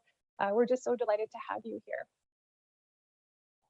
Awesome. Thank you so much, Sarah. And thanks for making time out of your evening and always being a good, wise, kind words of wisdom. Next up, we actually have Noreen Predicala, who is joining us from all the way across the globe, who's now been able to travel to go see her family in the Philippines after a long awaited and very much so deserved break. So Noreen, why don't you just take 2 seconds and you can introduce yourself. Hi, good evening, everyone. I'm Noreen Predicala. I'm the coordinator of academic support services for the College of Engineering. So we're here to just answer questions that you might have for us. And also, if in case you forget something and all of a sudden realize, oh, I should have asked this, you can always email us. I'm sorry, I hope that you're not hearing any background noise because it's raining really hard here, but I'll try to do my best and answer any questions that comes our way. Thanks a lot. Thanks, Doreen. You need to send some of the moisture over to Saskatchewan's way and make some farmers and ranchers very happy. Next up, either Suzanne or Bruce, you guys can flip your camera on and maybe I'll just grab whoever turns their camera on first and we'll get you to introduce yourself. I'll get Bruce to go first because I'm logging in on another device that'll work better. Yeah, okay. Sounds great. Well, unfortunately, I can't, or fortunately, I can't turn my camera on because my webcam's back in my office. So I'll just, I'll join by audio, but I won't have a visual. So I'm the Associate Dean for the academic for the college. And so I oversee all the undergraduate academic programs in the college and work with all the great people in the Engineering Student Center. Awesome. Welcome, Bruce, and thanks for joining us this evening. And then Suzanne, I don't know if you're logged in already yet. If not, we can circle back and catch you later. Suzanne is our dean, so she is our official Grand Poobah. You know, if you're not used to academic terms, dean is essentially like your principal. So she is our grand leader. Suzanne, I don't know if you can hear us. I'm almost there. Perfect. So why don't you start with the questions and then when I'm visible, I can chime in. Perfect. So Sarah, maybe you can answer this, or Noreen. We had a question pop in a little bit earlier about guaranteed scholarships and how do they work? Are they based on your high school marks or are they based on your most recent post-secondary? Would you like to pick that up, Sarah, or you want me to? I was going to say, do you want to do that one, Noreen? Let you have a first crack at it. Yeah. Okay. Perfect. So for guaranteed entrance awards, it all depends. There will be some that's based on your high school average or the admission average to University of Saskatchewan, and it can go as high as 3,000 so that's a guaranteed. It depends on your admission average, and also there are a lot of new students awards. So for example, those are the types that you need to apply for. A very good example maybe would be the Schulich Scholarship, although it is outside of the university, but that's a very big award. If you can get it, it's worth up to 100,000 over the course of your degree. So basically, your tuition will be paid for plus allowances. Your parents will not have to worry about anything. But we also have the best and brightest, for example, which could go up to 40,000. So I think the message that we would like you to remember is that you have to apply for these scholarships, and I would encourage you to get your admission to the university by December 1st, because most of these awards deadline, the application deadline is on December 1st. Do you have anything to add, Sarah? Just as you were sharing, Noreen, I did pop in the 2 particular links. So for students that are also trying to listen and watch the chat. So in the chat, I just put our main scholarship link, and so that's from our colleague's office in the admissions office. So you'll see lots of information on the scholarship and awards portal. And then the second type of scholarship that Noreen mentioned, it is an external scholarship. It's called the Schulich Leader Scholarship, and so I've put the link for that into the Schulich awards there. So you'll see that there in the chat. I think a good reminder for scholarships too is apply, put your name in, get your name in early, and apply for as many that you're eligible for, because you might think, oh, I'm not the best at this, but you never know. Sometimes there's awards that don't have any applicants, and so you've essentially missed that shot that you didn't take. And once you actually are in engineering, as Dean Kresta mentioned in her welcoming speech, is that we have so many alumni, industry, and just partners and friends of the college that are really here to support students. And a part of that is scholarships. So we actually have over $2 million that's given out each year, thanks to our alumni and partners and friends. So, once you become a senior student, there's still lots of opportunities to continue to apply for scholarships. So we're gonna go back. I think our admissions question got answered, and knowing right now that is a peak time, but still please put your applications in, because that also allows you then to go and apply for those scholarships, which kind of links back. Sarah, I know you have this written down because we were chatting about this in the back end. How many spots are there per discipline that we typically see? So, once you're in your first year with re-engineered, it's a great opportunity. You're going to get lots of hands-on experience to experience all the different disciplines, but maybe just quickly run us through those quick numbers. So, you don't have to commit to your discipline tonight, so don't stress too much about the numbers. For sure. So just for all our students and all our guests joining us, when Carlene is mentioning discipline, we often interchangeably use the word major or discipline. So just in case that tweaks in anyone's ears, right? So when we're talking about an engineering discipline or engineering major, we do kind of generalize these two terms. So just a quick overview here in our college at present, we have 8 engineering majors or disciplines, right? And so I'll just kind of give you the quick numbers, and Noreen and Carlene and I did chat just a bit beforehand, so hopefully these numbers are as close as we have this year. So one of our disciplines is called engineering physics. We have about 25 students in engineering physics. Under our computer engineering and electrical engineering together, we have about 110 students. These are very close disciplines, kind of like cousin disciplines, so we've just put them together.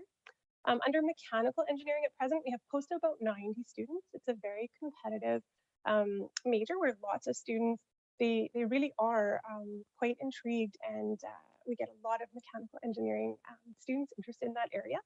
Chemical engineering, the target number there is about 90, so quite similar. Geological engineering, we're looking at about 40 students. Environmental engineering, it's kind of sitting between about 25 and 30 students. And then for civil, also a very strong area of interest for many of our students, looking at about 85 students. So that's kind of just a rundown of the 8 current majors and how students often find themselves in their areas of specialty. Perfect, thanks, Sarah. I'm gonna go now to our 2 engineers in our chat this evening. And it was a question that we had submitted earlier on. What's your favorite thing about being an engineer? So we're gonna, maybe Dean Suzanne Kresta, I'll get you to kind of answer is, what's your favorite thing and maybe why engineering? My favorite thing about being in engineering is that you get to work in teams on big, important problems. And so it doesn't matter where you land, those skills of working on hard problems, getting things all sorted out, moving big things forward, that there's just no better way to tackle the day at work. It's just very, very meaningful and energetic and just a lot of fun. I think that's so true. Engineers are just real team players. They're there to solve problems. And if one team player maybe doesn't have that solution right away, they'll work on it together. So Bruce, what is your favorite part about being an engineer? Well, some of the students who were talking about the co-op programs touched on this, and I think my favorite part is just solving problems. You're given a very complex problem, and you've got all these tools, but you have to learn a lot. So you're continually learning, you're continually pushing yourself, and it's just there's never a dull moment because there's always a new problem around the horizon and on the horizon, and you have to learn how to do it. So I just like to dig in and, roll up my sleeves and get in there and solve these problems. It's very, very interesting and challenging and never a dull moment. Noreen, I know you have your engineering degree from the Philippines. Is there anything that you want to add from that perspective? I think one thing that's for me, like right now, I'm not in the engineering field anymore, although I would like to think I'm still in because I'm still in the College of Engineering. But one thing that really helped with me or worked for me is that your skill set is very transferable, right? Because as an engineering student, you're taught how to manage your time, how to basically approach different problems from different angles. Like there are several solutions to a problem. You have to figure out what would work best. So, and it turned out, even if you change your job later on or in what field you're in, you could still apply those skills, right? You have to be detail oriented as an engineering student or as an engineer. So it helps in whatever field you decide to focus on later on in your career. I think that's totally true. I know some of our alumni, being able to work with them, there's professional engineers who still practice, but also DJ and are quite well known in the DJ scene, and I can guarantee you that they would say that their engineering skills come in handy for that. And I just think you see that whole diversity, and lots of the engineers too just give back through volunteer work. And I can guarantee you those engineering skills really come and shine through. I'm just going to go and quickly look through our chat here. While Carlene's looking through the chat, I'll just add a kind of complimentary story. So it is true, sometimes our engineers go into diverse fields, but even one of the alumni that I recently connected with, not only did they have an engineering background, but also a medical background.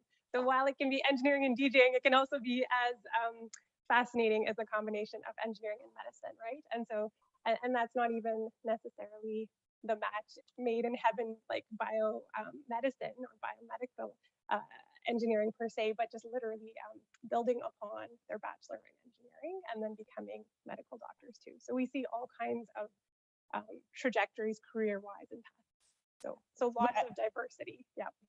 Our alumni really go on to be engineers the world needs, right? Like it's everything from helping out in the medical field to making sure we've got bridges that we can drive across on to go and see friends and family, to making sure we have beautiful music to enjoy. So there's a lot of questions coming in about the co-op, and I do see that Caitlin is answering that coming in quite nicely. The co-op website is really beautifully done and well updated, so feel free to go over to there. But Dean Kresta or Dean Sparling, would you guys like to touch on the co-op at all and kind of the opportunities that are housed there and kind of what your perspective is as a senior leader? Maybe I can start in a kind of general way. We've reimagined our co-op program over the last few years. The way that it's set up here is not a quota. You apply, if you meet the criteria, you get in. And if you complete the work placements that give you the full co-op spectrum, then you get the annotation on your degree. But if you meet the criteria, everybody can take the introductory course that helps you get ready for interviews and all the rest of that. So it's a much broader opening for students to engage with. We've seen some increases in the number of jobs that are offered through our co-op program. And I'm really, really pleased and encouraged by the fact that of all of our employers and placements that we had going into the pandemic, only 2 of them had to pull back during the deepest part of lockdown, and our demand stayed strong last year. I'm expecting an increase this year because of the number of projects that have been announced in Saskatchewan. So maybe I can pass it over to Bruce, who can put a little bit more color on that. Okay. I would just say that, what it's really important to realize is that the employers that hire our students, probably their biggest incentive is they want to build their talent pipeline for later on down the field. So they're looking for people not necessarily to hire just for the 4 months or the 8 months. They're looking for people to hire for their careers, and they want to. It's a good chance for them to try it out, and it's also a good chance for the students to try out various types of employers. So it really works well for on both sides, and it's a very valuable program. And I think, like some of the students said, that you can really tell the students that have been out on co-op programs, when I'm teaching them in 4th year, they really have a different perspective, and they understand what you're teaching and how it relates to the real world. And it's hard to do that if you haven't been out in a workplace. So I would really encourage people to take advantage of that, because I think it's a terrific program. I couldn't agree more, Bruce. I think it gives you a lot of really, really strong life skills. Now, we have to kind of watch our time, because YouTube actually is going to give us the firm Saskatchewan boot at 8 o'clock. But I'm going to kind of juggle our questions, because there was a really great question that came in from Abigail, is saying, what part of re-engineers differs the most from other university programs? This is the first program of its kind. It's received really strong accolades from Alumni, Engineers Canada, APEGS. So maybe I'll pass that off back again to Dean Kresta and Dean Sparling to answer that. And Sarah and Noreen, feel free to hop in as well. Thanks, Carlene. So to put a bit of background on this, I obviously went through engineering, and I have 2 daughters that also went through engineering, but at the University of Alberta. And I taught in the first month of the re-engineered program this term. So I taught one of the early modules, and I got to watch the students go through. The thing that I would say struck me the most is that by Thanksgiving, the students in the new program are not anxious. They weren't on edge. They felt like they had things under control, and they felt like they could succeed. This is the first year we've offered it, so there are some things that we're still moving around to get better. So I'm not going to say it was perfect this year, in case you have friends in the program, but I would say that the program is designed for student learning. It's not designed for dumping content, and it's not designed for making everybody leveled out as if they all went to the same high school at the end of first year. So it's a very, very intentionally put together program. The instructional team is awesome. They are all teaching focused faculty members. And so the engineering courses in the program are very much designed around new ways of learning. And the technical name for this is competency-based assessment. So we want to make sure that you have all the skills you need to go into second year and succeed in second year. And we're going to give you the feedback as you go along in first year to make sure those things are falling into place. And I could go on for a long time, but I'm going to pass it over to Bruce to let him add his favorite part of the program. Okay, well, I would say off the top, the favorite part of my program is, as Suzanne mentioned, that we have just a fantastic team of instructors, probably as good as there is anywhere in the world, I'm sure, for first year engineering. But in terms of the program itself, one of the things that they've done a really great job about is you don't just take a bunch of isolated courses. You take a stream of courses that are all connected together, so that what you learn in one course, you're applying in another course, and they contribute to each other in a way that I don't think any other program in Canada does. So you build on knowledge as you go through, and the knowledge keeps coming back, the subjects keep coming back, and they get more and more complex as you go along, and it gives you a really good chance to learn it deeply. And then as Dean Kresta said, the competency-based learning, if you don't get it the first time, it's not a problem. You won't be penalized. You will have additional chances to come back and retest your knowledge and get more support. So it's a really supportive way to learn. And by the time you're finished, you should have everything you need to go on and do well in whatever path you choose. And we're hearing that a lot too. We did, I guess, in kind of the heat of the lockdown, we did a presentation on re-engineered and talking with our alumni. And so many came back and saying, oh, I wish I would have had that when I went through first year. That would have made such a transformational difference to becoming an engineer and on my journey. And Abigail, if you are looking for that one-liner to share with your friends of how does this make it different than any other university, just say 2 words: no finals. And that's also another little bit of a sales feature on that, but it all links back into that competency-based learning. Sarah, Noreen, was there anything that you wanted to add in onto that from the advising side? I just would want to reiterate Dr. Sparling's point about, pardon me, the just-in-time learning. So just-in-time learning is really important, whether it's engineering or any other learning environment, right? And so just the unique aspect of what you're learning, you are then directly applying as you're going, right? And so it's just really important because then students don't get bogged down with potentially learning, so many different subject matter and then wondering, like, how are these all connected, right? And sometimes that can be a very real struggle in first year classes at university level because they are often survey classes, right? So you're covering vast amounts of knowledge. In contrast, here, because it is just-in-time learning, where certain modules that you're learning in September are then going to be directly used in October and then in November and so on, it really, I think this is where some of the richness is in the new curriculum setup. So I just wanted to really chime into that aspect that we're hearing that from students too, right? That's I think, really excellent on the student side and learning side. And I think too, Abigail, there's another question that she followed up with saying, at what point in your first year do you decide on your major? And that's another great feature within Re-Engineered, is that you do get that immersive week into all the different majors that allows you to explore each one and get a little bit more of that hands-on experience.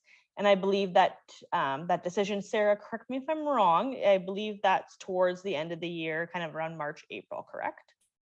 Yeah, it's going to be a little bit sooner. Noreen might want to jump in on this, and even to in the time, like where typically final exams would be in December, this is where students are going to have more of these immersive experiences within the different majors. Noreen has the proper name. I don't want to say the wrong terminology, so I'll let her kind of chime in, and then she can talk more about the placement, which will be happening, I believe, in March. In the new program, basically application to your chosen field will be from January to March, and then we will decide, we will rank you into your program of choice around the end of March, because the bridging courses will be starting first week of April. So you will have almost the whole year to really figure out which program you're interested in. And also maybe just to touch base on the earlier question about what makes this re-engineered program different, I think I will just reiterate like the aspect of support, the academic support that's available to students. Because of the schedule that's different from the regular ones where you will have 6 classes at the same time for the whole term. For the new first year, you can focus on like fewer classes until it's done, and then the next one will come in. So I think from the learning perspective, that would really help in managing your time. And as I've said, support is available everywhere. You just have to ask for it. You have to look for it. Okay. And I think too, with that support and looking for that network is with Re-Engineered, having the common breaks. In Dean Kresta's class, we put up a teepee and we had elders coming and talking about what are the connections between Indigenous culture, ways of knowing and knowledge. And you saw those students that they've already have friends, and that was Dean Kresta, what, our 2nd or 3rd week in September? And they're already, yeah, I'm in this cohort or I'm in this block, and they've already known each other. So it's really great to see that internally you can build a lot of friends quite easily. Dean Kresta, I'm going to pass it up to you just because you answered it a little bit briefly in the chat there, which was a great answer. And I know it's something internally we're all very excited about this possibility, but is robotics and robotics engineering. So I have to step carefully here because this is still going through governance even within the college, and it has to be approved at several other levels before it'll be cleared. But it very much looks like we'll be able to offer a robotics option. Certainly by the time this entry class would get into their 2nd year, we will likely be able to offer it earlier than that. So when you pick your programs in the winter term next year, you don't actually pick the subspecialty in your program. You just identify which bigger stream you want to go into, and what we're looking at would be an option within a program. So unfortunately, I can't say any more than I said in the chat, but I'm very optimistic that we're going to have good news within a couple of months.